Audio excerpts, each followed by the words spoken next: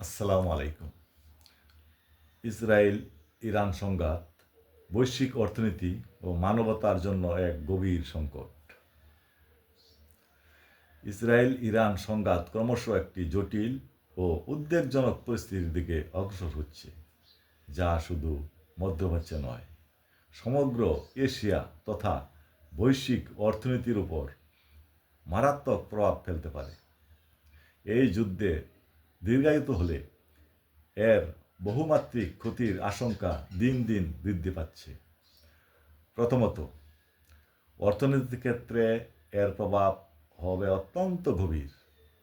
মধ্যপ্রাচ্য বিশ্বের জ্বালানি সরবরাহের একটি গুরুত্বপূর্ণ কেন্দ্র। বিশেষ করে হরমুজ প্রণালী বন্ধ হয়ে গেলে তেল ও গ্যাস রপ্তানি মারাত্মকভাবে ব্যাহত হবে।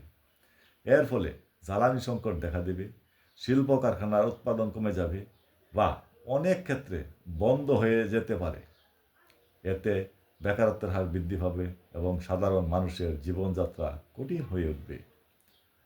দ্বিতীয়ত, কৃষিখাতেও এর বিরূপ প্রভাব পড়বে। জ্বালানি সংকটের কারণে সেচ ব্যবস্থা, পরিবহন এবং কৃষি উৎপাদনের বিভিন্ন ধাপ ব্যাহত হবে। ফলে খাদ্য উৎপাদন কমে যাবে এবং খাদ্য দ্রব্যের দাম বৃদ্ধি পাবে। এর প্রভাব সবচেয়ে বেশি পড়বে দরিদ্র ও উন্নয়নশীল দেশগুলোর উপর। তৃতীয়ত, সামাজিক অস্থিরতা বেড়ে যাওয়ার আশঙ্কা রয়েছে। যখন মানুষের মৌলিক চাহিদা, খাদ্য, বস্ত্র ও বাসস্থান সংকটে পড়ে, তখন অপরাধ প্রবণতা বৃদ্ধি পায়। চুরি, ছিনতাই ও রাহাজানির মতো ঘটনা বাড়তে পারে, যা সমাজে নিরাপত্তাহীনতা সৃষ্টি করবে। চতুর্থত, মানবিক বিপর্যয় আরও ভয়াবহ আকার ধারণ করতে পারে। আফ্রিকার অনেক দরিদ্র দেশের মানুষ ইতিমধ্যে খাদ্য ও বস্ত্রের অভাবে মানবতর জীবন যাপন করছে। এই যুদ্ধ দীর্ঘস্থায়ী হলে বিশ্বব্যাপী খাদ্য সংকট তীব্রতর হবে, যার ফলে লক্ষ লক্ষ মানুষ দুর্ভিক্ষে পড়তে পারে এবং অনেকে প্রাণ হারাতে পারে।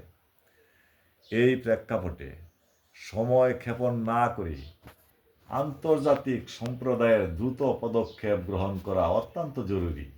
জাতিসংঘের উদ্যোগে সংশ্লিষ্ট সকল রাষ্ট্রপ্রধানকে নিয়ে জরুরি বৈঠক আহ্বান করা উচিত, যাতে অবিলম্বে যুদ্ধবিরতি কার্যকর করা যায় এবং শান্তিপূর্ণ সমাধানের পথ খুঁজে বের করা সম্ভব হয়। সর্বশেষে বলা যায়, এই যুদ্ধ অব্যাহত থাকলে এর ক্ষতির পরিমাণ কল্পনার বাইরে চলে যেতে পারে। তাই একমাত্র কার্যকর সমাধান হল যুদ্ধ বন্ধ করা এবং শান্তি প্রতিষ্ঠার জন্য সম্মিলিতভাবে কাজ করা। ধন্যবাদ।